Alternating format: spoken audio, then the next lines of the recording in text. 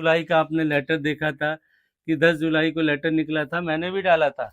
आपने देखा है कि तो सभी पहले उसको बोले कि फेक है, फिर जब बाद में वो सही हो गया तो सही है, सही करने लगे। तो दोस्तों ऐसा ही है, हाँ आ जाएगी।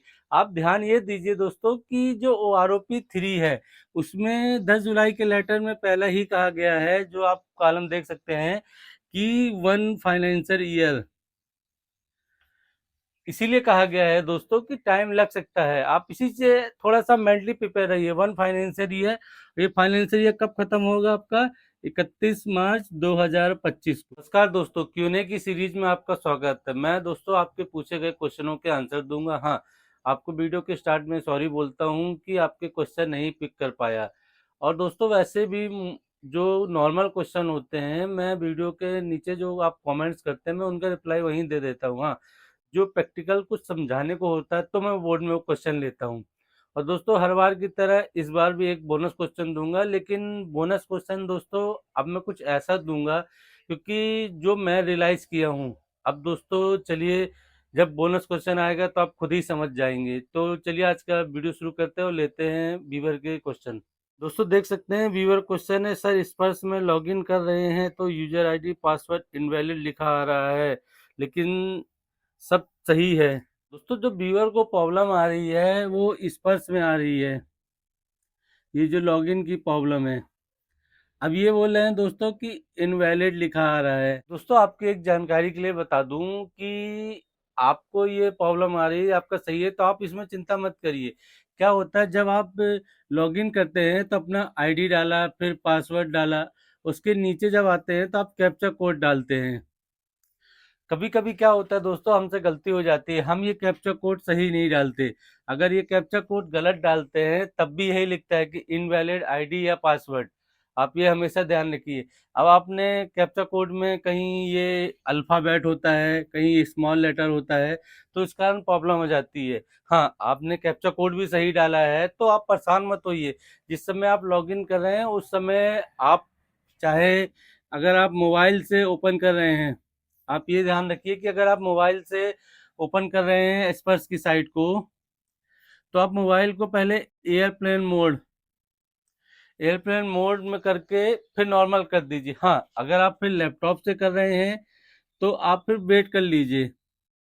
आप फिर कम से कम 15 मिनट वेट कीजिए, उसके बाद कीजिए, क्योंकि अभी भी सर्वर में इतना अपडेट नहीं हुआ है किसी किसी जगह। क्योंकि दोस्तों ऐसा नहीं है कि इस पर सब जगह प्रॉब्लम कर रहा है। हाँ, आप जहां से वीडियो देख रहे हैं हो सकता है कि आपके यहाँ सही हो। अभी वीडियो देखने के बाद कुछ व्यूअर कमेंट्स करने लगेंगे कि सर हमारे यहाँ तो चल रहा है, इस पर हम तो ओपन कर पा रहे हैं, लेकिन कुछ व्यूअर बोलेंगे हमें नहीं खुल रहा है। तो ऐसा हो सकता है, पॉसिबल है कि हर स्टेट में अलग अलग नेटवर्क की होती है प्रॉब्लम, या सर्वर की तो प्रॉब्लम हो सकती है। तो आप परेशान मत होकर थोड़ा वेट कर लीजिए। अब चलते हैं दूसरे व्यूअर की क्वेश्चन की ओर। नेक्स्ट व्यूअर क्वेश्चन है, सर मैंने तो एमएलसी जमा कर दिया क्योंकि मेरे पापा का ना ही फिंगर लिया ना ही जीवन प्रमाण ऐप से हुआ है, 4-5 दिन किए हुए तो मेरे जमा किया है, कितना दिन में एक्सेप्ट होगा प्लीज बताएं। 6/8/2024 को किया। दोस्तों ये बीवर पूछ रहे हैं कि जो एमएलसी जमा किया है, मनवल लाइफ सर्टिफिकेट्स में कितना दिन लगता है। तो दोस्तों अगर मैं बीवर के साथ साथ आपको इस टॉपिक का एक जरूरी बात भी बताऊंगा। दोस्तों अगर एमएलसी आपने जमा किया है और वो सही है, आप एक चीज याद रखिए कि अगर एमएलसी आपका करेक्ट है तो आपका दोस्तों 3 से 5 दिन लगता है। अब दोस्तों इस 3 से 5 दिन में भी एक प्रॉब्लम है। आप अगर स्पर्श में बात करेंगे, स्पर्श पीसीडीए में, तो वहाँ ये बोलेंगे कि कोई टाइम पीरियड नहीं होता है। क्यों? क्योंकि वो अपनी गलती नहीं ठहराना चाहते। वो आपको बोल देंगे कि अगर आप 3 दिन में हो गए तो आप 3 दिन बाद फोन करने लगेंगे, 5 दिन बोलेंगे तो 5 दिन बाद करने लगेंगे। हाँ, ये होता है दोस्तों सिस्टम के कारण, कि अगर इनका सिस्टम सही नहीं है तो ये फिर टाइम देते रहते हैं, घसीटते रहते हैं कि हाँ सही है या नहीं है। हाँ, अब दोस्तों अगर आपका करेक्ट है तो 3 से 5 दिन में हो जाता है, अगर स्पर्श सही से काम कर रहा है तो। क्योंकि आपको पता है कि जो आपका डीएलसी होता है वो 2 दिनों में एक्सेप्ट हो जाता है। अब दोस्तों जिनका फिंगर काम नहीं कर रहा है, तो दोस्तों फिंगर तो अगर जीवन प्रमाण ऐप से ये कर रहे हैं तो जीवन प्रमाण ऐप में फिंगर की जरूरत तो है ही नहीं है। आपको जीवन प्रमाण ऐप में सब सबसे आसान सरकार ने बना रखा है कि आप जीवन प्रमाण ऐप से जमा कर दीजिए। वो आपका डिजिटल ही कहलाता है। मैनुअल में आप भरेंगे, अपलोड करेंगे, आपका टाइम वेस्ट भी होता है साइन कराने में। जीवन प्रमाण ऐप में आपको सिर्फ 2-3 चीज़ें सीखनी तो है। हाँ, अगर आप इच्छुक हैं ये समझने के लिए कि परेशानी आती है, तो आप ये वाला वीडियो देख लीजिएगा, मैंने आई बटन में दे दिया है। आपको सिर्फ जीवन प्रमाण ऐप में जो ब्लिंकिंग करते हैं आँखों का, वो बस तो चाहिए, उससे हो जाता है, तो ना ये आपकी प्रॉब्लम भी जाएगी। चलिए आइए दोस्तों, ये क्लियर हो गया। अब चलते हैं नेक्स्ट व्यूअर के क्वेश्चन की ओर। नेक्स्ट व्यूअर क्वेश्चन है, डेट ऑफ बर्थ पीपीओ और आधार की डिफरेंट है, तो क्या डीएलसी देने में कोई प्रॉब्लम नहीं होगी? बहुत से व्यूअर हैं जो जैसे अपने पुराने पेंशनर हैं, तो उनको प्रॉब्लम ये जाती है कि उनका जो पीपीओ है और आधार है, अभी ये दोनों अलग अलग हैं। तो प्रॉब्लम ये बोल रहे हैं कि डीएलसी जमा करने में दिक्कत तो नहीं आएगी। तो दोस्तों देखिए, डीएलसी अगर ये दोनों गलत हैं तो स्पर्श से तो जमा नहीं हो सकता। आप ये समझ गया कि स्पर्श से तो आप डीएलसी जमा नहीं करेंगे। के पास ऑप्शन आता है कि आप डीएलसी जो जमा करेंगे वो आप सिर्फ जीवन प्रमाण ऐप से ही जमा कर सकते हैं, जो कि मैंने पिछले व्यूअर के साथ क्लियर किया था। लेकिन इसमें थोड़ा सा ये दो अलग अलग टॉपिक हो गए, इसलिए मैं इसको अलग से बता रहा। नहीं तो वही है, जैसे जीवन प्रमाण ऐप में आप जाते हैं तो वहाँ आपका आप ध्यान दीजिए कि आपका अकाउंट नंबर भी मांगा जाता है। आपका पीपीओ आपका वो आधार से आपका जनरेट करते हैं कि आधार ने आपने जमा किया है, तो आपका गलत भी है, लेकिन पीपीओ में नाम गलत है ना। पीपीओ में आधार और पीपीओ अलग अलग हैं, तो इसका मतलब ये नहीं कि उसका आप सही नहीं हो सकता, वो बाद में सही हो जाएगा। इसीलिए जीवन प्रमाण ऐप में आपका अकाउंट नंबर मांगा जाता है, आपका जो स्पर्श का पीपीओ नंबर मांगा जाता है। तो आप जीवन प्रमाण ऐप से कर लीजिए, डिजिटल में आपकी कोई दिक्कत नहीं जाएगी। हाँ, जिन पेंशनरों का, अब दोस्तों स्पर्श तो ऐसा है नहीं कि सबका नवंबर में बनना है, किसी का ड्यू हो जाता है जनवरी में, किसी का अगस्त में, तो ऐसा आप भरते रहिए। अब चलते हैं दोस्तों नेक्स्ट व्यूअर क्वेश्चन। तो नेक्स्ट व्यूअर क्वेश्चन है, सर मटेरियल स्टेटस में क्या डालूं? तो नेक्स्ट व्यूअर का जो क्वेश्चन है वो स्पर्श के बारे में है कि जब वहां पे दोस्तों आपने ये देखा होगा कि स्टेटस, अब सबसे बड़ा कंफ्यूजन रहता है दोस्तों। क्या कंफ्यूजन रहता है? ये सबसे ज़्यादा जो दिक्कत जाती है फैमिली पेंशनरों को। दोस्तों ये एक आम पॉइंट है और बहुत छोटा सा है, लेकिन बहुत जानकारी वाला है। अब दोस्तों इसमें देखिए, अब फैमिली पेंशनर बोलते हैं कि हम विडो हैं, जो ये ऑप्शंस है विडो हैं, लेकिन इसमें विडो का ऑप्शन कहीं नहीं आता।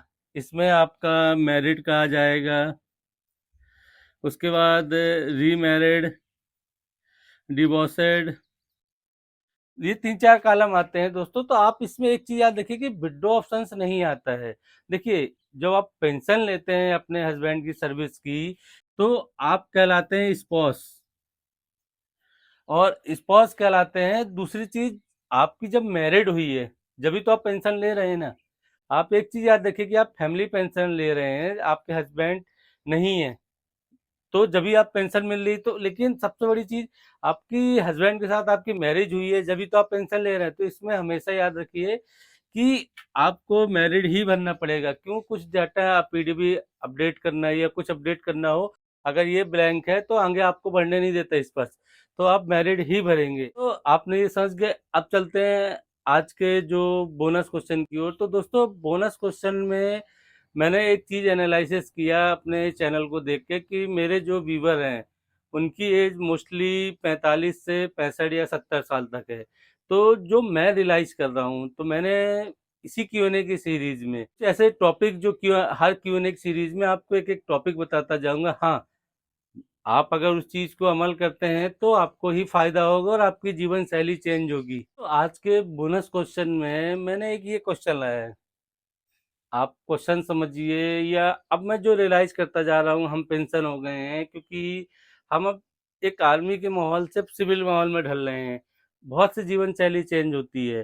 तो मैंने कुछ ऐसे पॉइंट बनाए हैं जो मैं आपको बताता रहूंगा। तो दोस्तों कम बोलिए, जरूरत ना हो तो बिल्कुल मत बोलिए। दोस्तों मैंने ऐसा इसलिए लिखा है कि देखिए, आप जिस परिवेश में रहे हैं वहाँ एक डिसिप्लिन, अनुशासन और आपका रहन सहन अलग था।